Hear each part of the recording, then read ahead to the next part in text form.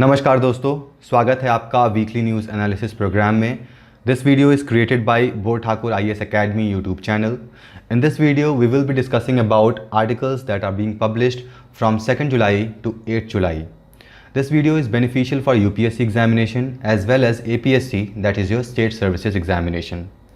Generally हम जो भी टॉपिक्स यहाँ पर डिस्कस करते हैं उनके sources the Hindu, PIB, the Assam Tribune, Indian Express, live mint, down to earth सारे ऑथेंटिक सोर्सेज होते हैं और आपके एग्जामिनेशन से जो भी रेलेवेंट न्यूज़ होते हैं वही न्यूज़ यहाँ पर हम डिस्कस करते हैं। So let's start the video and see आज के वीडियो में हम कौन कौन से टॉपिक डिस्कस करने वाले हैं। तो आज का हमारा सबसे पहला टॉपिक होगा India's largest floating solar power project. Next topic would be operation Narcos. अगला टॉपिक होगा इसरोस पोएम प्लेटफॉर्म। इसरो ने एक नया प्लेटफॉर्म लॉन्च किया है, उसके बारे में हम डिस्कस करेंगे। अगला टॉपिक होगा AI based software to detect unauthorise construction, यानी कि एक ऐसा सॉफ्टवेयर डेवलप किया गया है आर्टिफिशियल इंटेलिजेंस की मदद से जो कि अनऑथराइज कंस्ट्रक्शन को डिटेक्ट कर लेगा और यहाँ पर इंडिकेट कर देगा so that they can be demolished और action can be taken against them. अगला टॉपिक होगा हैबिटेट वर्ल्ड सिटी रिपोर्ट 2022। अगला टॉपिक हो state ranking index for NFSA। And next topic would be new material discovered that can convert infrared light to renewable energy, यानी कि एक ऐसा material discover किया गया है जो कि इंफ्रारेड को एक रिन्यूएबल एनर्जी में कन्वर्ट कर देगा। तो उसके बारे में हम यहाँ पर डिस्कस करेंगे। नेक्स्ट टॉपिक वुड बी चकमास, जो कि ट्राइबल लोग होते हैं हमारे नॉर्थ ईस्टर्न एरिया में ये रहते हैं। लास्ट टॉपिक होगा हमारा आज का project Netra. Before starting with the topics I would insist you to please like, share and subscribe Bor Thakur IAS Academy YouTube channel. साथ में आप हमारे टेलीग्राम चैनल को भी फॉलो कर सकते हैं, जहां पर आपको सारे कंटेंट्स, टेस्ट सीरीज़, वीडियोस सब अपडेट वहां पर आपको मिल जाएगा। और साथ ही में आप हमारे दूसरे सोशल मीडियाज़ भी फॉलो कर सकते हैं। And the most important thing, please press the bell icon after subscribing Bor Thakur IAS Academy YouTube channel so that you may get every notification as soon as we launch video, right. So let's start with the very first topic, जो कि infrastructure renewable energy से related है। आपके GS paper 3 से ये संबंध रखता है। क्या है यहाँ पर न्यूज़ में, India's largest floating solar project commissioned. तो अब ये सोलर जो फ्लोटिंग प्रोजेक्ट है ये क्या होता है? सोलर प्रोजेक्ट के बारे में आप जानते होंगे। सोलर प्रोजेक्ट का सिंपल सा मतलब होता है सोलर पावर, कि सन के एनर्जी को यूज़ करके उसको इलेक्ट्रिक एनर्जी में कन्वर्ट करना, जो कि एक रिन्यूएबल एनर्जी होता है। रिन्यूएबल एनर्जी क्या होते हैं? जो एनर्जी रिन्यू हो सकें, जो कि मतलब ख़त्म नहीं होंगे। एक रिन्यूएबल एनर्जी होता है, एनर्जी दो फॉर्म में होता है जनरली, एक रिन्यूएबल एक नॉन रिन्यूएबल। नॉन रिन्यूएबल या फिर कन्वेंशनल एनर्जी एक रिन्यूएबल एनर्जी होता है। अब नॉन रिन्यूएबल एनर्जी कौन से होते हैं? जैसे कि कोल। अब कोल हमारे अर्थ पे एक लिमिटेड अमाउंट पे प्रेजेंट है, हम जितना उसको यूज़ करते जाएंगे धीमे धीमे धीमे ख़त्म होता जाएगा, तो ये नॉन रिन्यूएबल है, इसको हम फिर से रिन्यू नहीं कर सकते हैं। यूज़ कर लिया गया मतलब कि ख़त्म। वहीं रिन्यूएबल एनर्जी मतलब कि बार बार उसको हम यूज़ कर सकते हैं, जैसे हाइड्रो इलेक्ट्रिक पावर प्लांट्स होते हैं, सोलर एनर्जी हो गए, ग्रीन एनर्जी हो गए, जो भी एनर्जीज जिनको हम रिन्यू कर सकते हैं कम पीरियड ऑफ टाइम में, उसको हम रिन्यूएबल एनर्जी कहते हैं। So solar energy is a part of renewable energy. और अभी इंडिया में एक solar floating solar power project है, उसको कमीशन किया गया है। कहाँ पर कमीशन किया गया उसके बारे में हम डिटेल में यहाँ पर देखेंगे। तो यहाँ पर न्यूज़ में बताया जा रहा है कि final 20 megawatt of 100 megawatt Ramagundam floating solar power project commercially operation due was announce. मतलब कि 1 जुलाई से जो 20 मेगावाट जो बचा हुआ था, ये जो पूरा प्रोजेक्ट है आप यहाँ पर देख रहे हैं, जो फ्लोटिंग सोलर पावर प्रोजेक्ट है ये 100 मेगावाट्स का था, राइट। इसमें से 80 मेगावाट ऑलरेडी ऑपरेशनल था, 20 मेगावाट बचा हुआ था। अब 20 मेगावाट भी फाइनल हो गया है और 1 जुलाई से जो कि बीत चुका है, ये प्रोजेक्ट पूरी तरीके से ऑपरेशनल होगा, यानी कि अब यहाँ से 100 मेगावाट का एनर्जी प्रोड्यूस होगा। अब आपके लिए जनरल इन्फॉर्मेशन के लिए मैं बता देना चाहता हूँ कि 1 मेगावाट से 400 से 1000 घर को पावर मिल सकता है। तो आप यहाँ पर कैलकुलेट कर सकते हैं 100 मेगावाट से कितने घरों को या फिर कितने इंडस्ट्रीज़ को पावर सप्लाई मिल सकेगा, राइट। और ये अपने तरीके का इंडिया में सबसे बड़ा प्रोजेक्ट है। अपने तरीके का यानी कि अब जो सोलर पावर प्रोजेक्ट्स होते हैं ये लैंड पे लगाए जाते हैं, छत पे लगाए जाते हैं, पहाड़ों पे लगाए जाते हैं, लेकिन यहाँ पर क्या स्पेशलिटी है, ये फ्लोटिंग है, यानी कि ये जो सरफेस पे रखा गया है वो पानी है। तो अपने तरीके के प्रोजेक्ट में ये इंडिया का अभी तक का सबसे बड़ा प्रोजेक्ट है, राइट।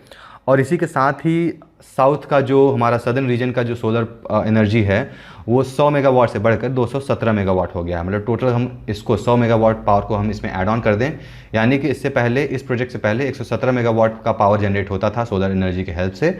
अब इस प्रोजेक्ट के बाद से टोटल पावर जो यहाँ पर जनरेट होता है 217 मेगावाट का पावर जनरेट हो रहा है after addition of this floating power project, right. अब ये फ्लोटिंग सोलर पैनल्स क्या होते हैं? अब इसमें नाम से ही बहुत ज़्यादा क्लियर है, इसमें हम बहुत ज़्यादा डीप में नहीं जाएंगे, बहुत ज़्यादा डिटेल में नहीं बताएंगे।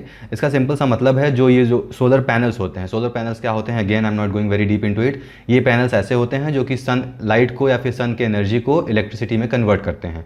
तो ये जो सारे सोलर पैनल हैं, सारे मॉड्यूल्स हैं, वो पानी पे फ्लोट करता रहेगा, पानी पे तैरता रहेगा।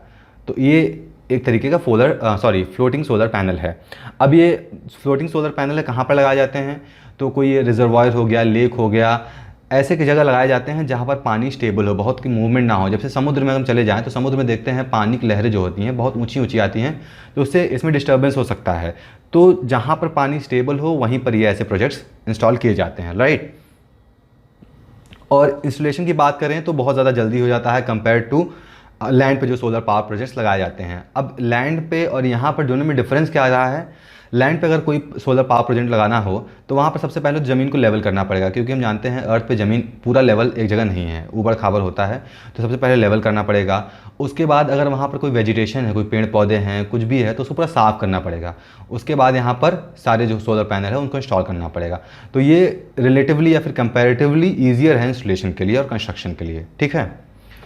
अब हम इसमें हाइलाइट्स की बात करें, इस प्रोजेक्ट का स्पेसिफिक हाइलाइट की बात करें तो ये एक एनवायरनमेंट एडवांस टेक्नोलॉजी इसमें यूज़ किया गया है और एनवायरमेंटल फ्रेंडली फीचर्स हैं इसमें।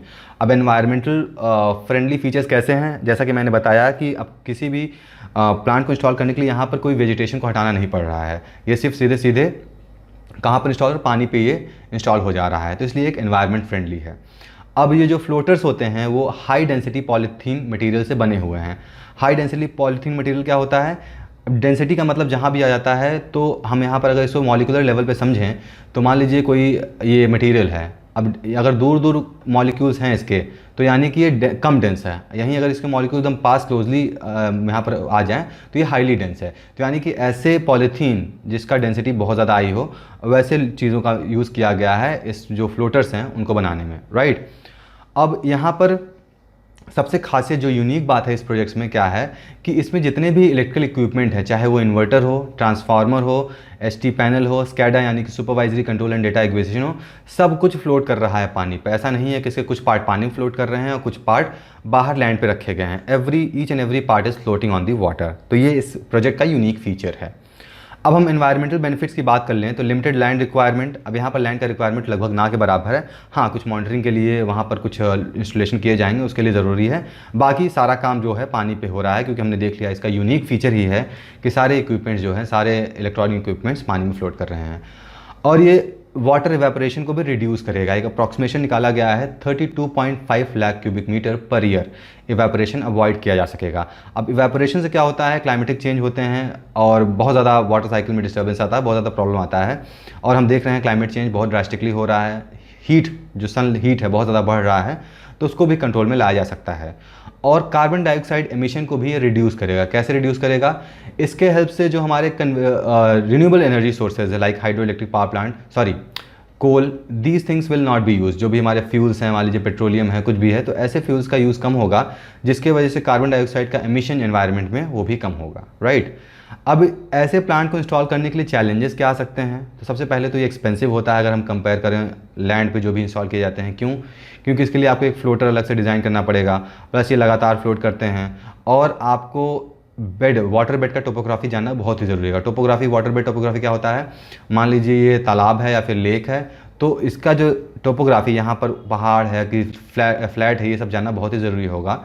क्योंकि फ्लोटर मतलब कि ऐसे रैंडम फ्लोट नहीं कर सकते, इसको भी एंकर किया जाता है, मतलब रस्सी बांध के यहाँ पर कुछ रखा जाता है ताकि बहुत ज़्यादा इधर उधर मूवमेंट इसमें ना हो, क्योंकि मैकेनिकल पार्ट्स हैं तो प्रॉब्लम आ सकती है। तो ये समझना एक बहुत ज़रूरी हो जाता है। और इसके एप्लीकेशन भी लिमिटेड हो जाते हैं। क्यों लिमिटेड हो जाते हैं? क्योंकि अब लेक है, लेक के सराउंडिंग में रेजिडेंशियल होता है और यहाँ पर इंडस्ट्रीज़ भी हालांकि होती हैं, लेकिन जो भी एप्लीकेशन है कंपेयर टू लैंड बहुत ही कम हो जाता है। लैंड में क्या फ़ायदा है? सीलिंग पे, अगर आप घरों पे लगाना चाहते हैं तो अपनी छत पे लगा के आप पर्सनली यूज़ कर सकते हैं। आपके पास जो इलेक्ट्रिसिटी बच रहा है आप उसको गवर्नमेंट को सप्लाई कर सकते हैं। तो तमाम चीज़ें हैं जो कि यहाँ पर चैलेंजेस फेस करनी पड़ सकती हैं। अब इससे रिलेटेड एक क्वेश्चन यहाँ पर पूछा गया है, अप्रॉक्सीमेटली 32, ये क्वेश्चन यहाँ पर ये गलत है, यहाँ पर क्वेश्चन होना चाहिए कि जो हमारा अभी रिसेंट में फ्लोटिंग वाटर सोलर प्रोजेक्ट है वो कहाँ पर इंस्टॉल किया गया है, तो ये तेलंगाना में रामगुंडम डिस्ट्रिक्ट है, तेलंगाना में, वहाँ पर इसको इंस्टॉल किया गया है, right. So this is the question which is formed हुए। बहुत ही सिंपल क्वेश्चन यहाँ पर ही बनता है। इसके अलावा बहुत सारे क्वेश्चन फ्रेम हो सकते हैं मेंस के लिए। आपका सोलर एनर्जी कैसे बेनिफिशियल है, एनवायरमेंट के सेक्शन में आ सकता है, साइंस के सेक्शन में आ सकता है, बहुत सारे सेक्शंस में ये काम में आ सकता है।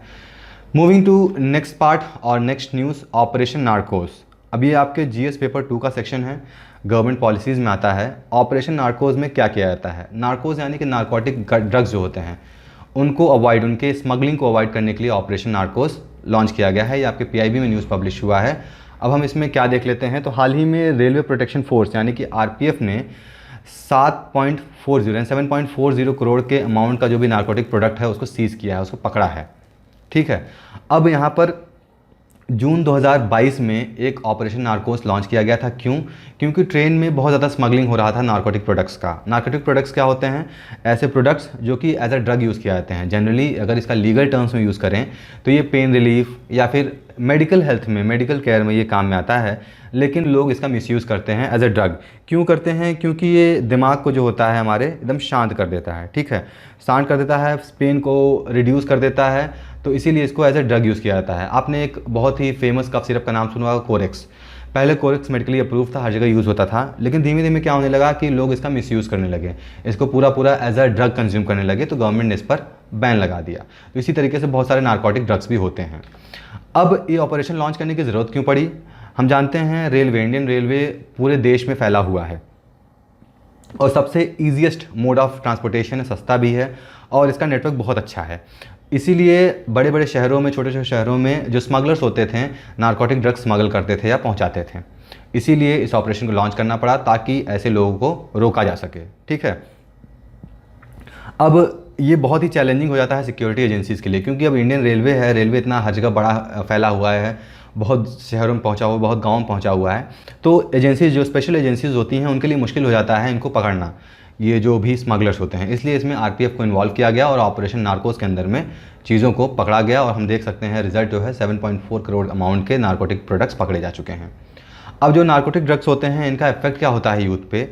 ये यूथ का जो होता है एक तरीके से हेल्थ पूरा डैमेज कर देता है। हेल्थ सिर्फ फिजिकल हेल्थ नहीं है, मेंटल हेल्थ भी पूरी तरीके से डैमेज कर देता है और साथ ही में देश के इकॉनमी को भी बहुत ज़्यादा नुकसान पहुंचा रहा है। अब इकॉनमी को डायरेक्टली नुकसान कैसे पहुंचा रहा है?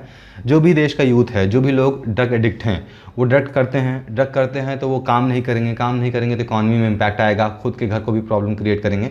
तो बहुत सारी चीज़ें यहाँ पर आ जाती हैं जो कि देखने लायक है, जो समझने लायक है, राइट। अब रेलवे पुलिस फोर्स के अंडर में और भी बहुत सारे इनिशिएटिव लिए गए हैं, जैसे ऑपरेशन AAST। इसमें क्या होता है, जो भी विक्टिम्स होते हैं, लाइक वुमेन्स है, चिल्ड्रन हैं, इनको ट्रैफिकर से बचाया जाता है। हम जानते हैं देश में हमारे बच्चों को पकड़ ले जाते हैं, भीख मंगवाया जाता है, वुमेन्स को सेक्स रैकेट या फिर उसके लिए हमें यूज़ किया जाता है यहाँ पर। तो उन सारे ट्रैफिकर्स को रोक लगाने के लिए ऑपरेशन AAST लॉन्च किया गया। उसके बाद ऑपरेशन यात्री सुरक्षा लॉन्च किया गया था आरपीएफ के लिए, यानी कि जो भी क्राइम होता है पैसेंजर के अगेंस्ट में उसको रोकने के लिए ऑपरेशन यात्री सुरक्षा लॉन्च किया गया है। मेरी सहेली इनिशिएटिव, मेरी सहेली यहाँ साफ साफ जाहिर हो रहा है कि वुमेन सेफ्टी के लिए ये लॉन्च किया गया था और 2020 में इसको एक पायलट प्रोजेक्ट की तरह सदर्न ईस्टर्न रेलवे में लॉन्च किया गया था। उसके बाद धीमे धीमे सारे जोन्स में एक्सटेंड कर दिया गया। ऑपरेशन नन्हे फरिश्ते यानी कि बच्चों से रिलेटेड है, तो बच्चे जो भी स्टेशन पे खो जाते हैं या फिर कैसे भी किसी भी तरीके से वो अपने पेरेंट्स से अलग हो जाते हैं तो उनको यहाँ पर रेस्क्यू किया जाता है, उनके घर तक पहुँचाया जा सकता है और अभी तक हम देखें तो 1045 चिल्ड्रन को बचाया जा चुका है, राइट। अब इसे क्वेश्चन हम देखें तो what are the initiative taken by RPF to handle crime in Indian railways. तो बहुत सारे क्वेश्चन बन सकते हैं, एक मेंस का एक क्वेश्चन यहाँ से पर बनता है, प्री के भी क्वेश्चन बन सकता है। अगर आपको सारे फैक्ट्स वहाँ पर क्लियर हैं तो you can answer all the questions whatever are being asked. Moving to next topic, modified PSLV places 3 foreign satellite in orbit. तो ये आपके GS पेपर 3 का सेक्शन है जो कि स्पेस टेक्नोलॉजी में आता है। अब रिसेंटली PSLV जो कि इसरो का एक रॉकेट है, उसने सिंगापुर के 3 सैटेलाइट को ऑर्बिट में प्लेस किया है। साथ ही में पोएम यानी कि PSLV ऑर्बिटल एक्सपेरिमेंटल मॉड्यूल, इस मॉड्यूल को भी ऑर्बिट में प्लेस किया गया है। और इसके साथ ही में ये अभी तक का सेकंड डेडिकेटेड कमर्शियल मिशन है न्यू स्पेस इंडिया लिमिटेड का। न्यू स्पेस इंडिया लिमिटेड क्या है? एक ये इसरो का कमर्शियल आर्म है। कमर्शियल आर्म यानी कि बिजनेस पर्पज़ के लिए जो भी चीज़ें यहाँ पर बनाई जाएंगी वो उससे related new space India limited एक इसरो का एक ब्रांच बनाया गया है, राइट। अब यहाँ पर हम देख लेते हैं सिंगापुर सैटेलाइट के बारे में। तो सिंगापुर, जैसा कि हमने देखा, पीएसएलवी के मदद से 3 सैटेलाइट को ऑर्बिट में प्लेस किया गया है। वो कौन कौन से 3 सैटेलाइट हैं? तो सबसे पहला है DSEO। तो इसमें इलेक्ट्रो ऑप्टिक मल्टी स्पेक्ट्रल ये पेलोड कैरी करता है इस सैटेलाइट में। और इसका काम क्या है? जो भी ह्यूमैनिटेरियन असिस्टेंट है, जो भी डिजास्टर है, जो भी प्रॉब्लम आ रहा है सिंगापुर में, तो उसको डिटेक्ट करना है इमेजेस के द्वारा, ये इस सैटेलाइट का काम रहेगा। अगला सैटेलाइट जो लॉन्च किया गया है न्यूसार। तो ये एक सिंगापुर का सबसे पहला कमर्शियल सैटेलाइट है जो कि दिन और रात कोई भी समय हो और कोई भी वेदर कंडीशन हो, हर समय में आपको इमेज प्रोवाइड करता रहेगा जहाँ का भी आपको चाहिए उस जोन का। तीसरा सैटेलाइट है स्कूब 1 सैटेलाइट। ये स्टूडेंट ओरिएंटेड सैटेलाइट है। जो भी स्टूडेंट रिसर्च प्रोग्राम है सैटेलाइट रिसर्च सेंटर में, उनके लिए बेनिफिशियल है, उनके लिए ये लॉन्च किया गया है। और हमने देखा साथ ही में पोएम यानी कि PSLV ऑर्बिटल एक्सपेरिमेंटल मॉड्यूल को भी इसरो के द्वारा यहाँ पर लॉन्च किया गया है, ऑर्बिट में प्लेस किया गया है, राइट। तो ये है क्या? तो इसरो 4 स्टेज में ये इन ऑर्बिट साइंटिफिक एक्सपेरिमेंट को कंडक्ट करने के लिए ये मॉड्यूल को ऑर्बिट में प्लेस कर चुका है एक्चुअली। अब ये 4 स्टेज रॉकेट क्या होता है? 4 स्टेज रॉकेट मतलब क्या होता है कि मान लीजिए PSLV है, ये PSLV है, तो हमारा एक रॉकेट हो गया। यहाँ पर 1 2 3 4 रॉकेट्स होते हैं। 4 रॉकेट मतलब कि 4 प्रोपल्शन मेथड्स होते हैं। तो ये अर्थ से लॉन्च किया जाता है। अब हम जानते हैं अर्थ का एक अपना ग्रेविटेशनल पुल होता है, तो इसको थर्स्ट जो होता है, बहुत ज़्यादा एनर्जी चाहिए होता है उस ग्रेविटेशनल पुल को ब्रेक करने के लिए। तो इसीलिए यहाँ पर मल्टीपल रॉकेट्स का यूज़ किया जाता है जो कि धीमे धीमे कर इससे अलग हो जाते हैं। जैसे जितना ऊपर जाता है तो पहला रॉकेट निकल गया, और ऊपर गया दूसरा रॉकेट निकल गया, और ऊपर गया तीसरा रॉकेट निकल के ओशन में गिर जाता है। ये लास्ट वाला जो रॉकेट है ऑर्बिट में सैटेलाइट्स को प्लेस कर देता है। अब जनरली क्या होता है कि जो 4th रॉकेट है, 4th स्टेज रॉकेट है, वो जाके डेब्रिस का काम करता है। डेब्रिस यानी कि जंक, जो भी स्पेस जंक है, स्पेस डेब्रिस है, वहाँ पर तब्दील हो जाता है। लेकिन इस केस में स्पेशलिटी क्या है कि जो 4th स्टेज रॉकेट है वो स्टेबलाइज प्लेटफॉर्म की तरह वहाँ पर काम करेगा ऑर्बिट में। कहाँ काम करेगा? पहले तो ये ऑर्बिटल एक्सपेरिमेंटल मॉड्यूल प्लेस करेगा ऑर्बिट में, और साथ ही में जो 4th स्टेज का जो रॉकेट है वो एक स्टेबलाइज प्लेटफॉर्म पर काम करेगा। तो ये यहाँ पर एक स्पेसिफिक चीज़ है, ठीक है। पोएम में एक नेविगेटेड गाइडेंस कंट्रोल सिस्टम है जो कि एरोस्पेस व्हीकल को परमिटेड लिमिट तक मूवमेंट करने की परमिशन देगा, वहाँ से कंट्रोल किया जा सकेगा। ये एक तरीके का स्टेबलाइजर का ब्रेन की तरह काम करेगा। ब्रेन यानी कि जो भी कंट्रोल सिस्टम होते हैं, जो भी चीज़ें होती हैं, वो नेविगेशन गाइडेंस और कंट्रोल सिस्टम के द्वारा यहाँ पर हैंडल किए जाएंगे, राइट। अब हम पेलोड्स की बात करें तो पोएम कुल 6 पेलोड कैरी कर रहा है, जिसमें से 2 इंडियन स्पेस स्टार्टअप के सैटेलाइट्स हैं, दिगंतरा और ध्रुव स्पेस। और इसमें जो पावर है, जो इस सैटेलाइट में जो पावर होंगे, जो इस मॉड्यूल का पावर होगा, वो सोलर पैनल से कंज्यूम करेगा। मतलब कि इस पूरे मॉड्यूल में सोलर पैनल्स लगे होंगे, वहाँ से ये एनर्जी कंज्यूम करेगा और ऑर्बिट में रोटेट करेगा और अपना सारा काम जो भी उसको करना है वहाँ पर वो करेगा, ठीक है। हम इसके सिग्निफिकेंस की बात करें तो ये एक पब्लिक और प्राइवेट पार्टनरशिप को और बढ़ावा देने में काम में आएगा, ठीक है। अब क्वेश्चंस की बात करें तो 2018 में क्वेश्चन इससे आ चुके हैं। मतलब स्पेस से जो भी टेक्नोलॉजीज होती हैं, PSLV, GSLV, इससे रिलेटेड क्वेश्चंस आते रहे हैं। 2010 में भी क्वेश्चन आया था, 2018 में जो क्वेश्चन आया था मैं आपको यहाँ पर दिखा दे रहा हूँ। With reference to Indian satellite launch vehicle, consider the following statement: PSLV launch satellite useful for Earth resource monitoring, whereas GSLV are designed mainly to launch communication satellite. अगला स्टेटमेंट है: satellite launch by PSLV appears to remain permanently fixed in the same position in the sky as viewed from a particular location on the Earth. और last में है GSLV Mk3 is 4-stage launch vehicle which first and third stage using solid rocket motors and second and fourth stage using liquid rocket engines. तो यहाँ पर 1 only correct है, बाकी 2 के statement गलत है, ठीक है। अब यहाँ पर बहुत डिटेलिंग में नहीं जा रहा हूँ। For this a separate video has to be made. If you like to get all the analysis, all the details of PSLV and GSLV, you can write down in the comment box. I'll create a separate video for this for proper understanding of space technology used in India, right? Moving to next topic, AI-based tool launched to help cantonment board detect encroachment on defense land. ये GS3 का section है, science and take में आता है। यहाँ पर क्या बताया जा रहा है कि एक आर्टिफिशियल बेस्ड टूल लॉन्च किया गया है जो कि डिफेंस में जो भी डिफेंस का लैंड है, अगर उसको गलत तरीके से कोई यूज़ कर रहा है या फिर उस पर कब्जा कर रहा है तो उसको डिटेक्ट कर लेगा। ये जो टूल बनाया गया है, राइट। अब हम बात करें इस टूल को बनाया किसने है, तो centre of excellence on satellite and unmanned remote vehicle, जो कि एक directorate general of defence state at national institute of defence state management का एक पार्ट है, उसने इस टूल को बनाया है।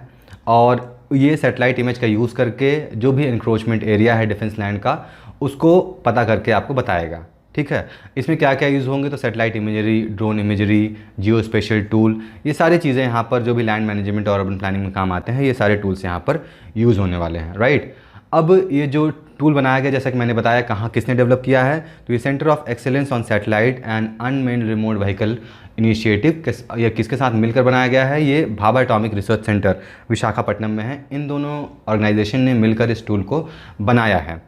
अभी ये टूल जो है नेशनल रिमोट सेंसिंग सेंटर और कॉटोसैट 3 इमेजरी सॉफ्टवेयर का यूज़ कर रहा है। और ये पता कैसे करेगा, कोई भी लैंड इंक्रोचमेंट हुआ है, कोई भी डिफेंस का लैंड यूज़ हुआ है, तो ये अलग अलग टाइम पीरियड में इमेज को कैप्चर करेगा। मान लीजिए एक पीस ऑफ लैंड है, यहाँ पर कोई सेटलमेंट है, अब 2 दिन बाद क्या हो रहा है, आज इसका इमेज ले लिया गया, अब 2 दिन बाद फिर इमेज लिया गया है, तो पता चला कि यहाँ पर एक और सेटलमेंट, एक और कुछ नया ऑब्जेक्ट यहाँ पर दिख रहा है। तो ये एक चेंज डिटरमाइन करेगा कि हाँ चलो यहाँ से ये बदलाव आया है, तो ये नोटिफाई करेगा।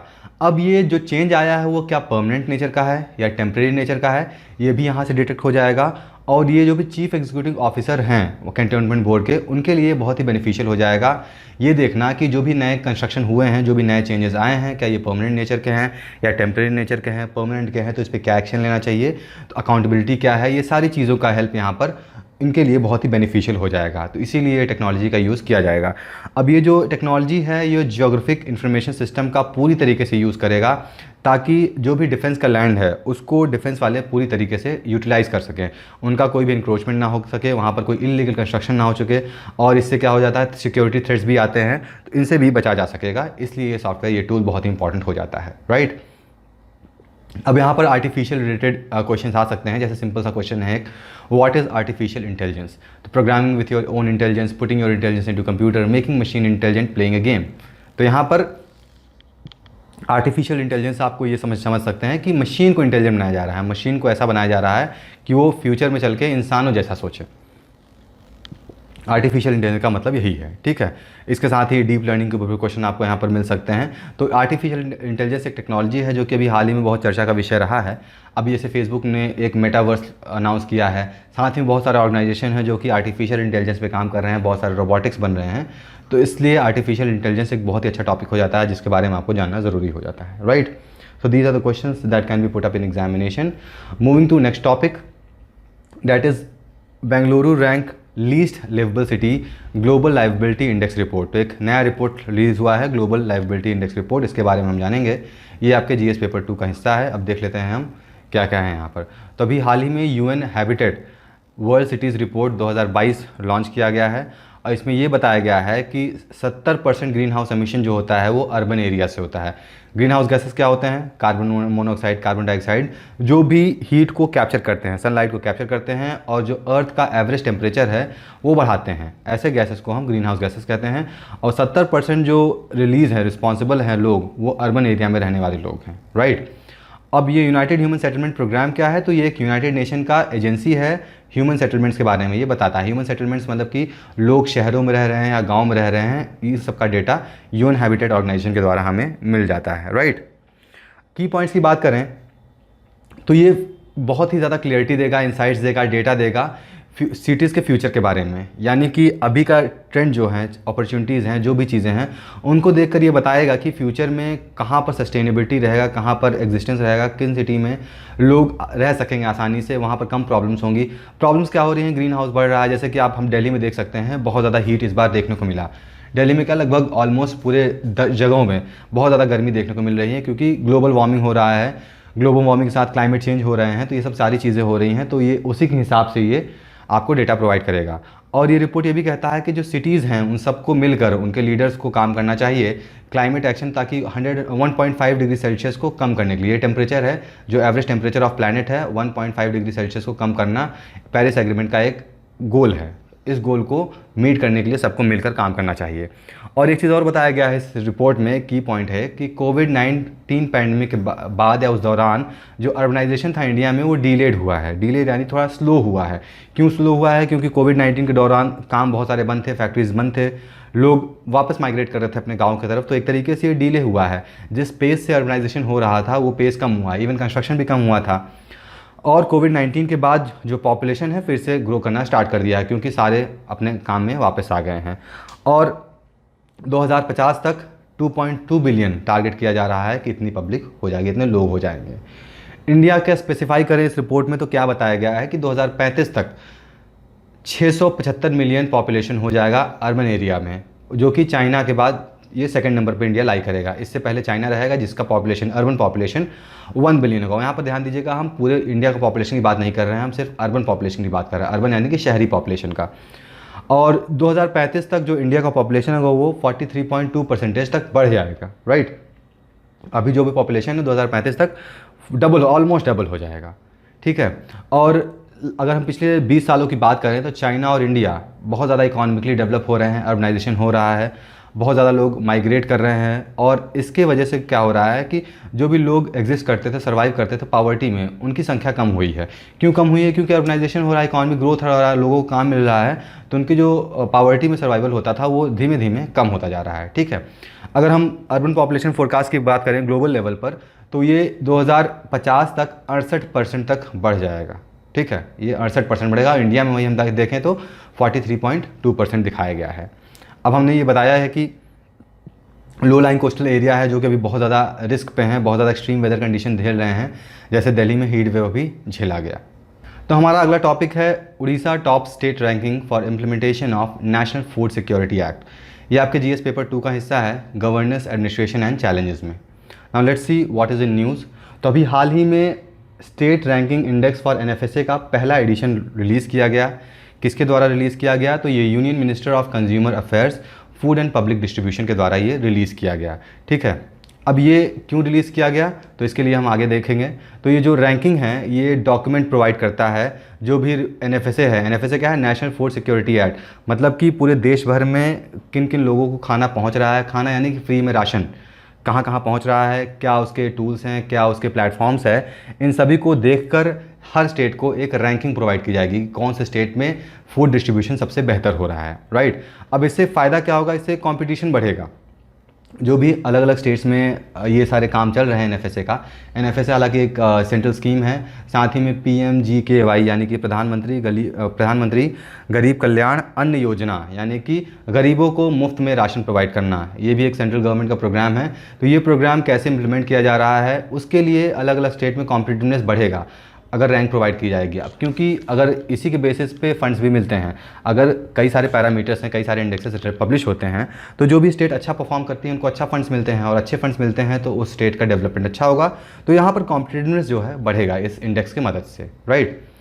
अब यहाँ पर जो पिलर्स हैं इस इंडेक्स के, जो मेजर पिलर्स हैं, coverage, targeting and provision of the act NFSA, delivery perform कैसा है, और न्यूट्रिशन क्या कितना न्यूट्रिशन कहाँ कहाँ पहुँच रहा है, ये इसके 3 मेजर पिलर है इंडेक्स यानी फिर रिपोर्ट बनाने के लिए या फिर रैंकिंग देने के लिए, राइट। अब इसके सिग्निफिकेंस क्या होंगे? तो ये सिस्टम में ट्रांसपेरेंसी क्रिएट करेगा। ट्रांसपेरेंसी कैसे क्रिएट करेगा? क्योंकि अब डेटा जो है रैंकिंग के लिए यूज़ होना है, तो data authentic data, genuine data बनाया जाएगा, और पब्लिक डोमेन पे सिटीजन के लिए भी ये डेटा अवेलेबल रहेगा कि कौन सा स्टेट कैसा परफॉर्म कर रहा है, कैसा फूड डिस्ट्रीब्यूशन है उन स्टेट का, सब कुछ अवेलेबल रहेगा उसके लिए। और साथ ही में ग्लोबल और इंडियन एजेंसीज़ के लिए जो भी रिसर्च करती हैं चीज़ों पर, उनके लिए भी डेटा पीरियडिकली अवेलेबल रहेगा, तो रिसर्च के लिए आसानी हो जाएगी, ये बेनिफिट होगा इसके लिए। अब यहाँ पर रैंकिंग्स यहाँ पर दिखाई गई हैं आपको, food security ranking based on performance of food distribution under national food security act. तो सबसे पहले यहाँ पर उड़ीसा देख सकते हैं, उड़ीसा रैंक नंबर 1 पे है, उत्तर प्रदेश सेकंड पे है, तो ये सारे थर्ड पे आंध्र प्रदेश है। तो ये रैंकिंग यहाँ पर दी गई है बेस्ड ऑन फूड डिस्ट्रीब्यूशन। अब यहाँ पर performance on food distribution under national food security act पे यहाँ पर जो स्पेशल कैटेगरीज में आते हैं स्टेट्स, उनमें फर्स्ट रैंक किसका है, सेकेंड रैंक किसका है, वहाँ पर ये प्रोवाइड किया गया, ठीक है। यहाँ पर हम फाइंडिंग्स देख लेते हैं। तो उड़ीसा, उत्तर प्रदेश और आंध्र प्रदेश ये टॉप 3 में रहे हैं। हमने देखा अभी मैप में फर्स्ट, सेकंड और थर्ड टॉप 3 कैटेगरीज में रहे हैं। उड़ीसा जो है चौथे स्टेट्स और यूनियन टेरिटरी सबको मिला दिया गया तो उसमें टॉप किया है, और लद्दाख का रैंक सबसे नीचे रहा है। स्पेशल कैटेगरी स्टेट्स में बात करें तो त्रिपुरा फर्स्ट पे है, हिमाचल प्रदेश सेकंड पे है और सिक्किम थर्ड पे है। यहाँ हमने देखा मैप में, ये स्पेशल कैटेगरीज के अंदर का मैप है और ये है नॉर्मल कैटेगरी का मैप, ठीक है। इसके अलावा Tripura rank first and Ladakh came last among 14 smaller states and union territory. अब बहुत सारे स्टेट और यूनियन टेरिटरी बहुत छोटे हैं लैंड एरिया में, पॉपुलेशन में, तो उनमें अगर हम कंपेयर करें तो त्रिपुरा फर्स्ट रैंक पे है और लद्दाख लास्ट में। तो लद्दाख तो हमेशा लास्ट में है, तो लास्ट में ही रहेगा यहाँ पर। और साथ ही में in terms of coverage, targeting and implementation of provision, NFSA का जो भी प्रोविजन है उनको इम्प्लीमेंट करने में झारखंड टॉप पे है, सेकंड पे उत्तर प्रदेश है, दादर और नागर हवेली थर्ड पे है। इस तरीके से यहाँ पर ये रैंक प्रोवाइड किए गए हैं।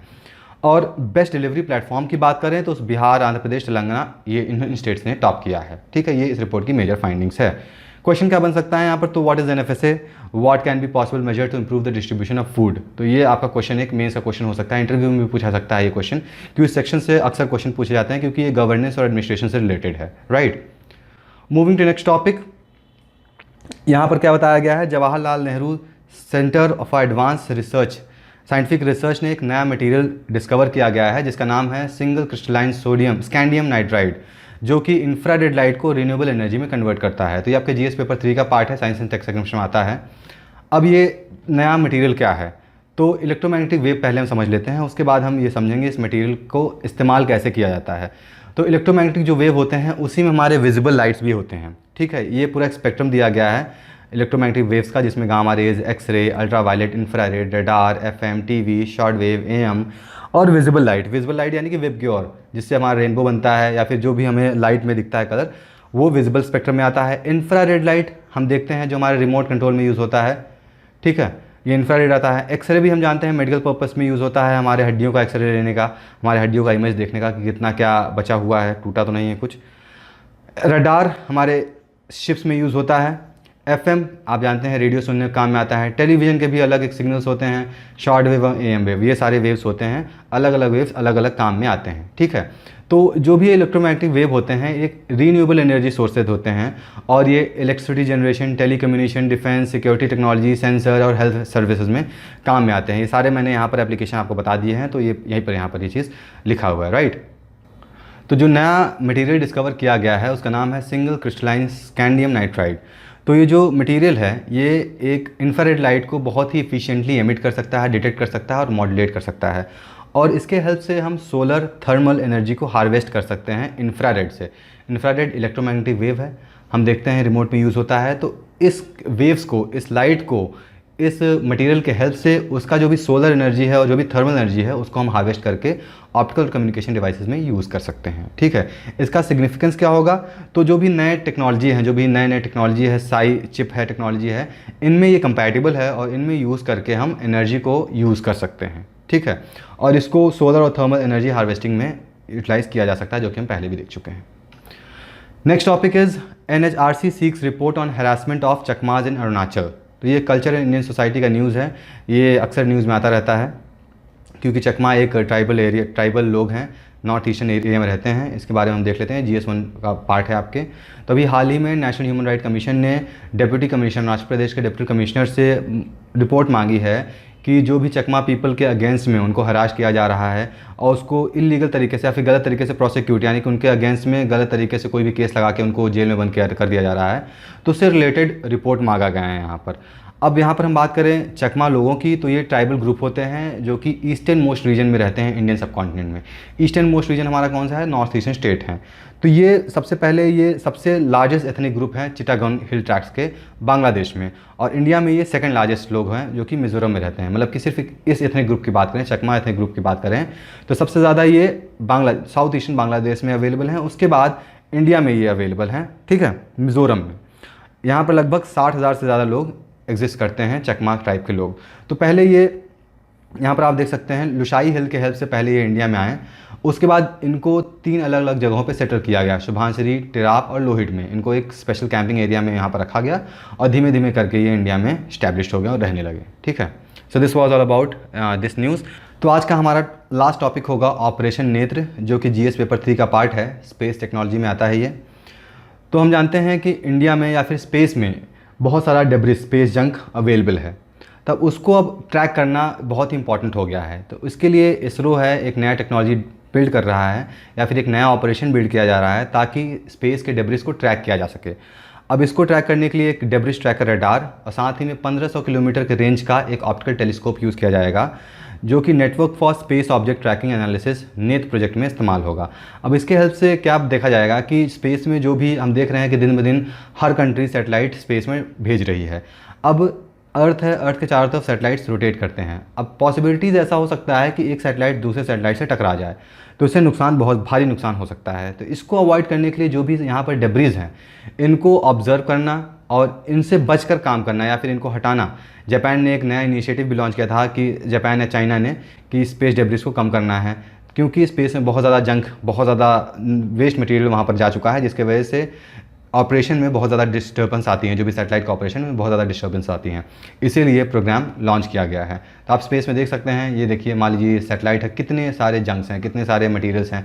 कभी कभी कोई भी सैटेलाइट या भी कोई भी व्हीकल लॉन्च किया जाता है तो जाके वहाँ पर क्रैश हो जाता है, प्रॉब्लम्स आती हैं, तो वो सब डेब्रिस में या फिर अनवांटेड चीज़ों में यहाँ पर कन्वर्ट हो जाती हैं, जिसको ट्रैक करना बहुत ही ज़रूरी हो गया है।